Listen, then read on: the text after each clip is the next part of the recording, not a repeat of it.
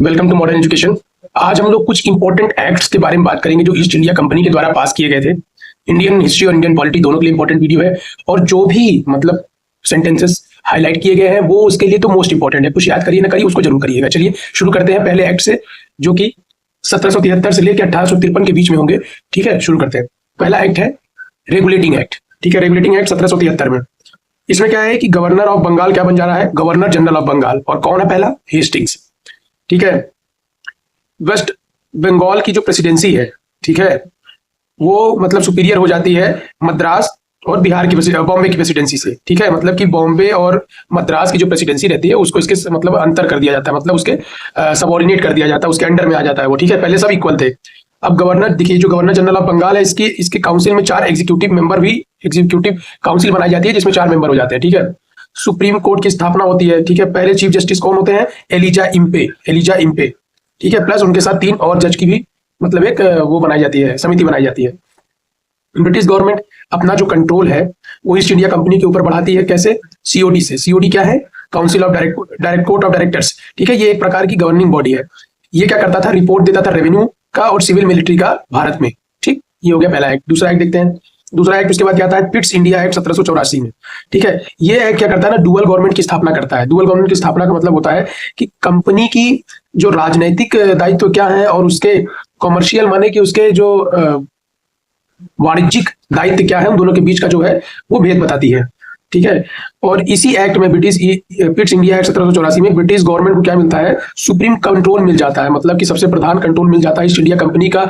जो भी अफेयर होता है इंडिया में, मतलब जो भी वो कार्य कर रही होती है, उसमें सुप्रीम कंट्रोल मिल जाता है। अब यहाँ पे देखिए वो बनाया जा रहा है बोर्ड ऑफ कंट्रोल। ठीक है, इसमें 6 मेंबर हैं, और ये क्या है? एक पॉलिटिकल ऑर्गेनाइजेशन है। हमने यहाँ देखा कोर्ट ऑफ डायरेक्टर बन रहा है, जो कि एक गवर्निंग बॉडी है। यहाँ पे बोर्ड ऑफ कंट्रोल बन रहा है, वो क्या है? 6 मेंबर की बॉडी है, लेकिन ये पॉलिटिकल है, राजनीतिक दल है। कोर्ट ऑफ डायरेक्टर्स जो यहाँ बनाया गया था, जो गवर्निंग बॉडी था, वो क्या देख रहा है? कमर्शियल अफेयर देख रहा है। ठीक है, और बोर्ड ऑफ कंट्रोल क्या देख रहा है? इनके राजनीतिक अफेयर देख रहा है। अब यहाँ पे पहली बार जो ईस्ट इंडिया कंपनी की जो टेरिटरी थी, मतलब जितनी जगह पे वो भारत पे कब्जा करके बैठा था, उन सभी जगहों को ब्रिटिश पोजीशन इन इंडिया कहने शुरू कर दिया गया। ठीक है, आगे बढ़ते हैं। अब एक आता है एक्ट ऑफ 1786। इसमें क्या होता है कि गवर्नर जनरल ऑफ बंगाल जो होते हैं, उनको पावर मिल जाती है कि अपनी काउंसिल को भी, फैसले को भी वो ओवर रूल कर सकते हैं। ठीक है, गवर्नर जनरल ऑफ बंगाल जो होते हैं वो कमांडर इन चीफ भी हो सकते हैं। ठीक है, ये कुछ पावर्स हैं उनकी। फिर उसके बाद क्या होता है? लॉर्ड कॉर्नवालिस जो थे वो फर्स्ट ऐसे गवर्नर जनरल बंगाल के थे जिन्होंने इन सभी शक्तियों का प्रयोग किया या प्रयोग करने का मौका मिला। फिर चार्टर एक्ट आता है 1793 का। इसने क्या किया? जो कंपनी जो थी ईस्ट इंडिया कंपनी की, जो वाणिज्यिक एक तरफा जो व्यापार का जो उसका सौदा था, उसको 20 साल और बढ़ा दिया भारत में। ठीक है, 20 ईयर्स एक्सटेंड कर दिया। और जो ओवरराइडिंग पावर यहाँ 1786 से मिली थी, वो आने वाले भविष्य के सभी गवर्नर जनरल्स और प्रेसिडेंसीज के गवर्नर को भी दे दी गई, मतलब हमेशा के लिए। और जो बोर्ड ऑफ कंट्रोल है, ठीक है, जो भी बनाई गई थी संस्था, जो पॉलिटिकल ऑर्गेनाइजेशन पॉलिटिकल अफेयर्स देख रही थी कंट्री की, उसको भारत के रेवेन्यू में से सैलरी देने जाना शुरू किया गया। ठीक है, अब चार्टर एक्ट 1813 आता है। ठीक है, देखिए ये चार्टर एक्ट से होते हैं ना, ये 20-20 साल बाद आते हैं। ठीक है, याद रखिएगा, 93 के बाद 13 में आया। तो ये देखिए इसमें भी इंपॉर्टेंट शुरू हो रहा है। चार्टर एक्ट पहला क्या होता है कि यहाँ पे 1 लाख रुपए सालाना भारतीयों के एजुकेशन के लिए इन्वेस्ट करने का प्रावधान आया। देखिए भारतीयों के एजुकेशन पे ईस्ट इंडिया कंपनी के कार्यकाल के दौरान 1 लाख रुपए सालाना खर्च करने का प्रावधान सबसे पहले कब आया? चार्टर एक्ट 1813 में, याद रखिएगा।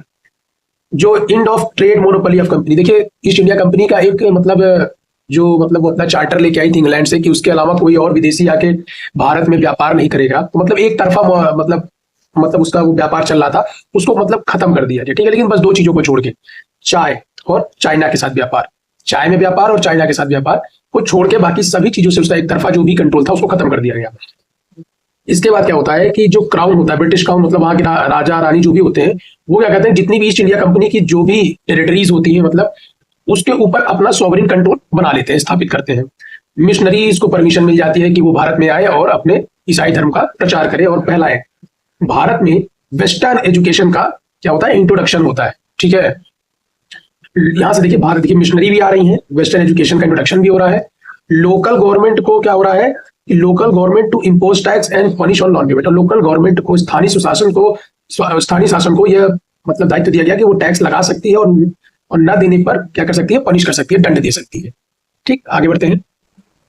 चार्टर एक्ट 1833, उसके बाद आता है 20 साल के बाद, 13 के बाद 33। तो गवर्नर जनरल ऑफ बंगाल जो है, अब उसका जो पद है वो उसका नाम बदल गया, उसको क्या बना दिया? Governor general of India.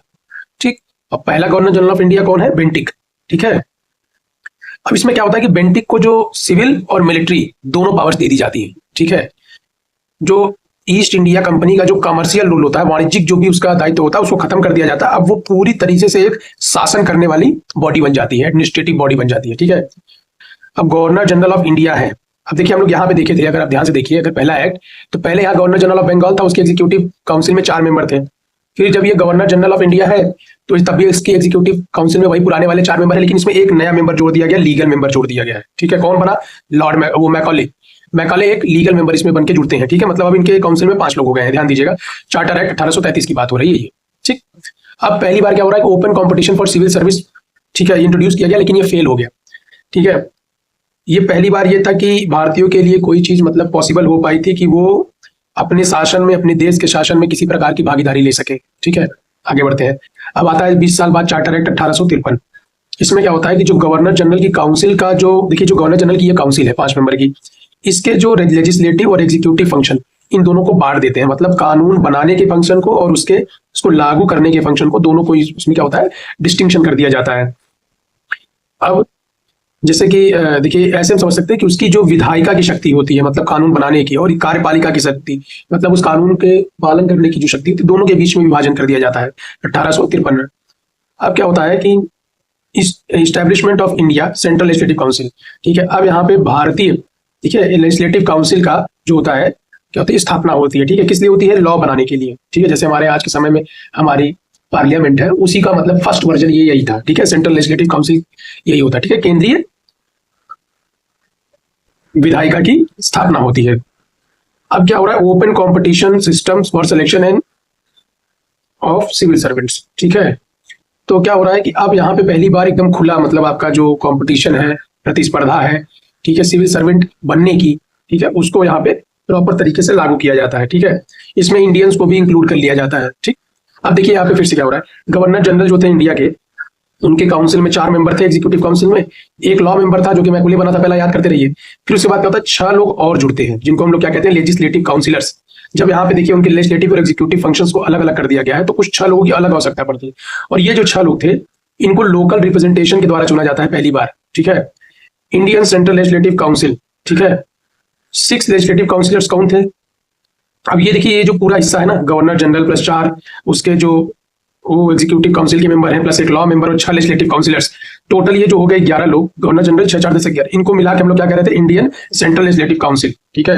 अब ये जो 6 लोग हैं जिनका लोकल रिप्रेजेंटेशन से चुनाव हुआ है, ये कौन है? तो ये है, देखिए 6 लेजिस्लेटिव काउंसिलर्स। कौन है इसमें से? देखिए एक तो देखिए चीफ जस्टिस है, एक कोई दूसरा जज था, फिर देखिए मद्रास, बॉम्बे, बिहार और आगरा से लोगों को चुन के लाया गया। ठीक। लोकल रिप्रेजेंटेशन इन 4 स्टेट से दी गई इनको। ठीक है। 2 लोग तो चलिए हमारे सबसे अपॉइंटेड थे, बाकी ये देखिए फर्स्ट टाइम लोकल रिप्रेजेंटेशन 4 में दिया गया, मद्रास से चुना गया, बिहार, बॉम्बे और आगरा से। ठीक। कंपनी का जो रूल था, अब वो मतलब इनडेफिनिट टाइम के लिए एक्सटेंड कर दिया गया, मतलब कि अब कोई टाइम बाउंड्री नहीं है। पहले 20 साल तय किया गया था, ठीक है, लेकिन अब इनडेफिनिट पीरियड के लिए इसको आगे बढ़ा दिया गया कि कंपनी का शासन कब तक चलेगा। आगे बढ़ते हैं।